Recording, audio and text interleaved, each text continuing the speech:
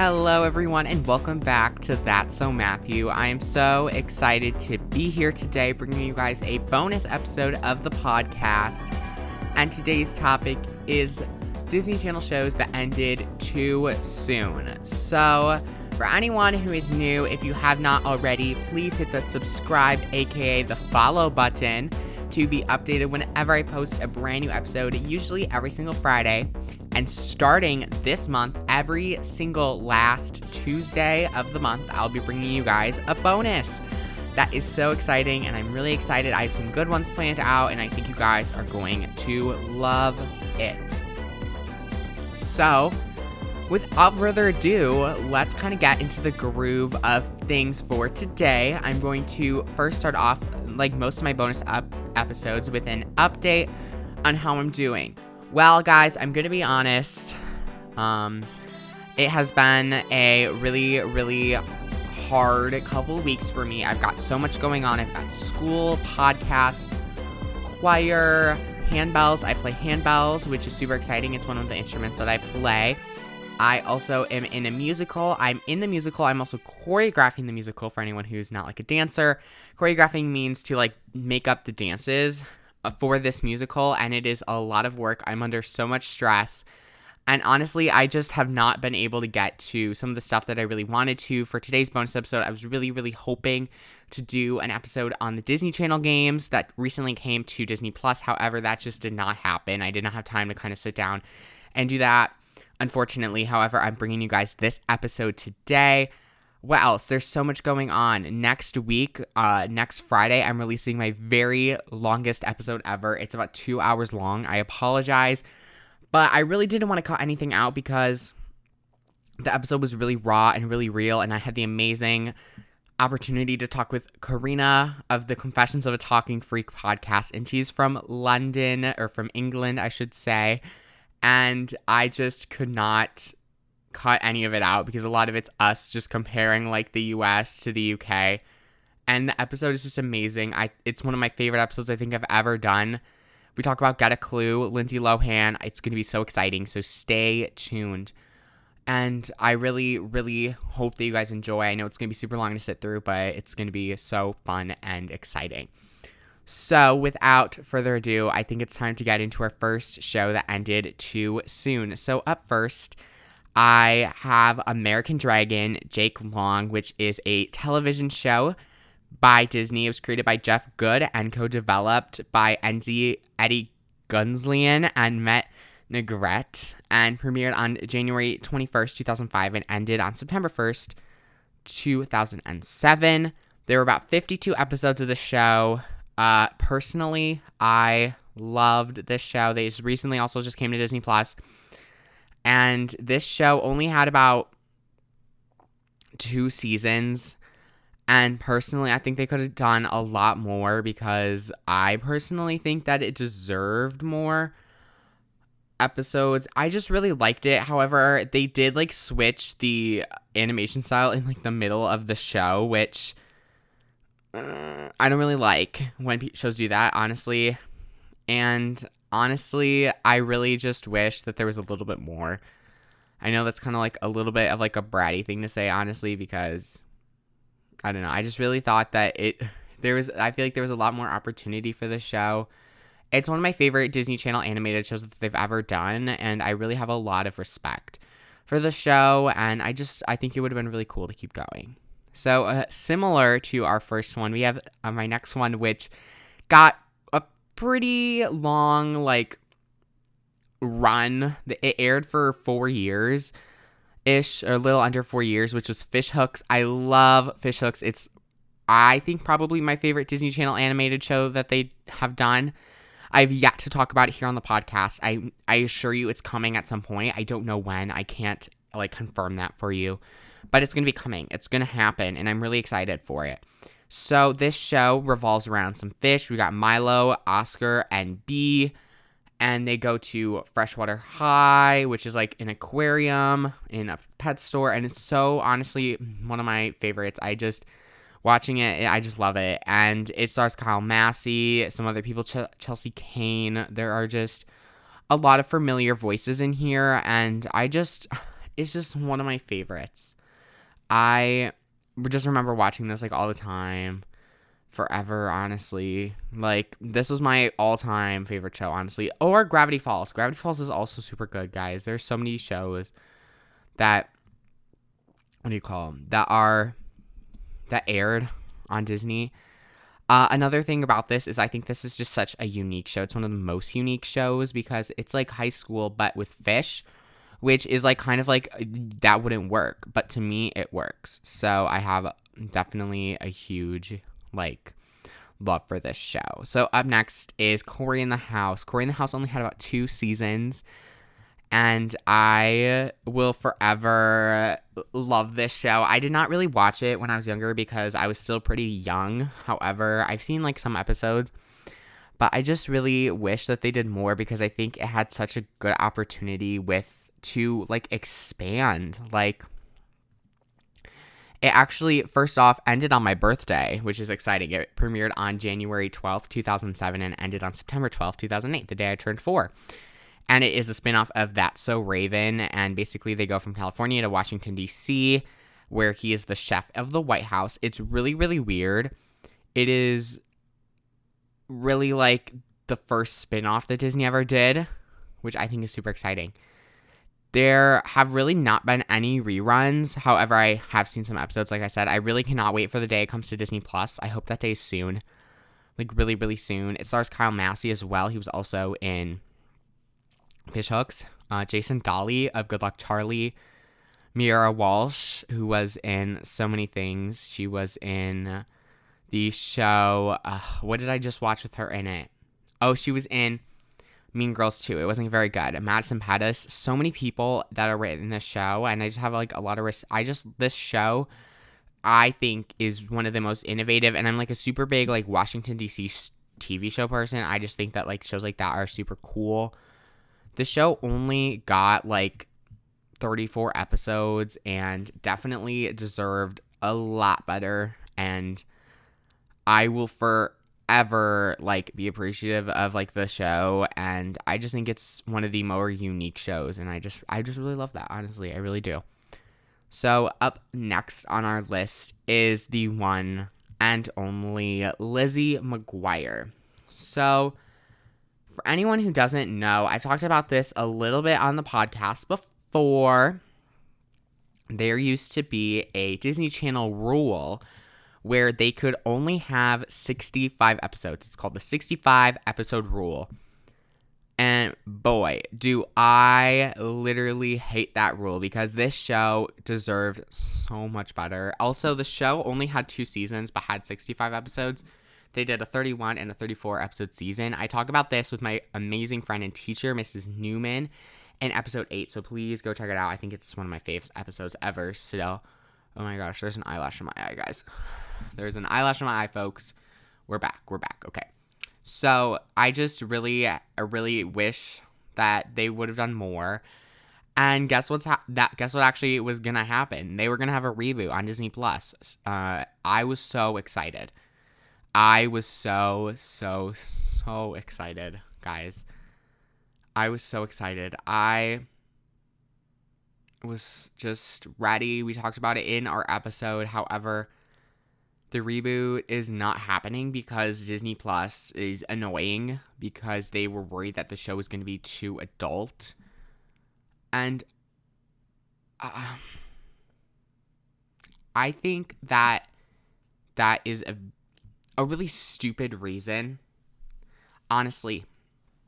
Like, this is the same thing as, I don't know what the show's called, like, Love Victor, maybe, I don't know, something, it's a Love Simon, like, spin-off of the movie, which I loved the movie, by the way, and they were just against having this adult content, and I think that I get where they're coming from, like, they don't want, like, kids to watch it. If it's gonna be adult, like, they said this was gonna be adult, like, this wasn't going to be made for kids. This was going to be made for adults. And I think that the point of it being made for adults is what would have set this reboot apart. It would have set it would have set their differences aside.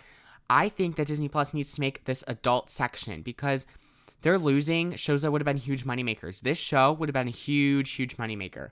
Like, there is no doubt about it. Lizzie McGuire is one of the most iconic Disney Channel shows ever. It's huge, it's big, it's awesome, and I love it. But they really screwed up on that one. They really did, because also Love Victor, I don't know what the show's name is, and I'm pretty sure that's the name, and that also could have been a really good and successful show for them. However, they just were willing to just give that up because they're worried about the content that they put on their streaming service. I just think that Disney Plus would benefit so much from an adult section. And I will never honestly forgive Disney. I will never forgive Disney Plus for not letting us get this reboot. They had filmed like 2 episodes of it already. Like, what I want to know, like, what was so bad about it that they couldn't put it on. Like, I know that they have some more inappropriate stuff on there. Like, put a warning, make there an adult section. However, this idea of them just completely just stripping their service of adult content is ridiculous. It is ridiculous. I feel bad for going on a rant like this, but I want to know, do you guys agree? Like, I am 16 years old. I have seen PG-13 movies. I've also seen R movies. I have seen stuff. I've seen swearing. I've seen TV-14, whatever you want to call it. I would have still really liked to see this show. I would have really, really liked to see this show. And I think that if they are worried about content, make a different section of Disney Plus. Like, clearly make a section, like a different page. Like, it doesn't have to be accessible from the first page. Just like make a little icon or something. I just think that their streaming service would be better if they had this adult section. Like, end of story, period. Because now we will never be able to get this Lizzie McGuire reboot because I don't think they're going to put it on Hulu like they did with Love Victor. I think that Disney Plus needs to reevaluate their platform and truly make an adult section. But I think it's too late. They missed the opportunity for this to happen. Like, they missed the opportunity for them to get a Disney Plus section, like, to get this reboot. Like, I don't think it's ever going to happen. That the opportunity is out the window. So, end of story, make an adult section. Because now, like, it's just never going to happen. And it honestly breaks my heart because so many people were so excited. And I remember the day they announced it, everyone was just crushed. And I think it is the biggest missed opportunity of the platform yet. I did talk about my Disney Plus review, like what I thought of it, in episode 24. So if you guys want to go check that out, it's a really old episode. I don't really think it's that great. You guys can check it out though. And in that, I was pretty talking about how I was excited for this show. And now, over a year later from that episode, I'm really sad because I know that the streaming service has a lot of potential. And honestly, I love Disney Plus, but it is a struggle to find stuff lately. I've had a really hard time finding stuff to watch on Netflix, Disney Plus, and all that.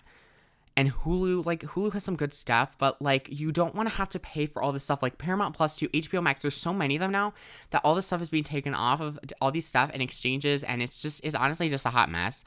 And I think that if Disney Plus really wanted to maybe increase the revenue and adult section, then they can take some of the other movies that they own from Fox or anything else and just put that on the platform.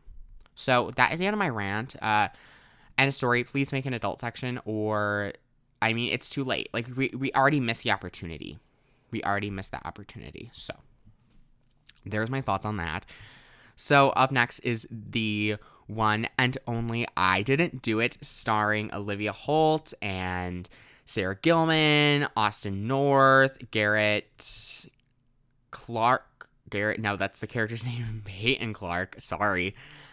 I love this show. I have told you all many times that it's probably one of my favorite Disney Channel shows ever. I love the first season. It is so amazing. It is so iconic, and I love it with every ounce in my body. Second season is not my fave. I can watch it. I'm just not, like, into it. This show, I think, deserved so much better. And so, where did it go wrong is a good question to ask. And I have really thought about this. a lot. I feel that when they decided for season 2 to not differentiate it like they did with the first season, with like the flashbacks, they set themselves up for like failure. Failure. I really think that it should have been done the same way as the first season, even if they were struggling, because otherwise it just was felt the same. And I wasn't a huge fan of the Betty LeBeau character, and I think it would have been really great. It had like what just happened ideas, and this show is forever one of my favorites. It is a thing I love watching. I love going back and rewatching. However, it just doesn't do as well in the second season, and that's kind of what failed it. However, I think it deserved better. I think it deserved another season. I just think it kind of it boils down to the idea of the show being abandoned. Like, the whole idea of the show, the reason I love the show is just abandoned. So, personally, what they should have done, they should have fixed it up a little bit and kind of been there and did that. The next show aired in 2015 and ended in 2016. Best Friends Whenever. This show, I have a love-hate relationship with this show, to be honest with you guys. How do I say this? I really, really love Lauren Taylor. I love Landry Bender. I love Ricky Garcia. I love Gus Camp. I love them all. This show, however, it just sometimes they like did too many episodes that were like part 1s and part 2s. Good idea. Great idea. There were many opportunities. Don't get me wrong. However, it just kind of just felt like they were like being too sci-fi, if that's like possible. And I do think that if they would have done a little bit of a better job to differentiate, this would have been good. I still really enjoy it. I love watching it. I really do. I watched it. Memory I have of watching this is watching it on Netflix the day my sister had her first knee surgery back in 2018. Or watching it after whatever movie came out in 2015. I don't remember. I don't think it was Descendants. Whatever the other 2015 DCOM was, it's not coming to my head at all. So, Teen Beach 2. Maybe that's why, because I kind of wiped Teen Beach 2 from my memory. Purposefully, of course. I just really think that this had much opportunity, and it was canceled too soon. Like, the second season, they only got 12 episodes. Like, I'm really sad. I think that this show had a lot of potential, and it was just wasted. The theme song is a bop, too. Whenever, by Forever in Your Mind. So good. I love it. I really do. I love this show. Deserved so much better. Really deserved so much better. So up next on my list is Labrad's Elite Force, which ties into the next one on my list. So Labrad's Elite Force, is a combined spinoff of Labrats and Mighty Med together. William Brent, Bradley Stephen Perry, Jake Short, Paris Borellic, and Kelly Berglund. So a fun fact about Paris Borellic is that she is from Wisconsin. I'm from Wisconsin.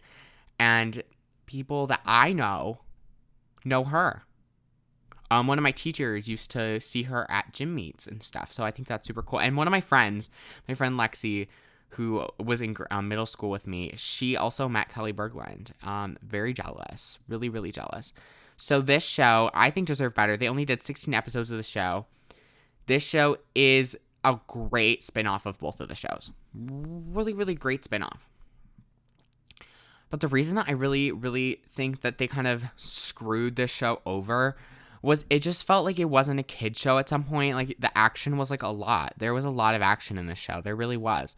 And I think it kind of just drowned everything out, with like all the action. I love the show, and I think it could have done so much better. However, this show, just the formula was just a little different than a lot of the other shows at the time, which I think kind of might have set it up for failure. I can't speak. Failure. I don't. Why can't I talk? It's been a really long week. So If the formula would have been a little different, I think it was just too dramatically different from what we had seen already. And I feel like it was even a little bit darker than Labrats. I think it was a little bit darker than Labrats. Another show, this ties in to the other show, was Mighty Med. I loved Mighty Med. I used to watch this at my grandma's house all the time because she used to have like on-demand TV. This show is my favorite. This was my favorite show for so long.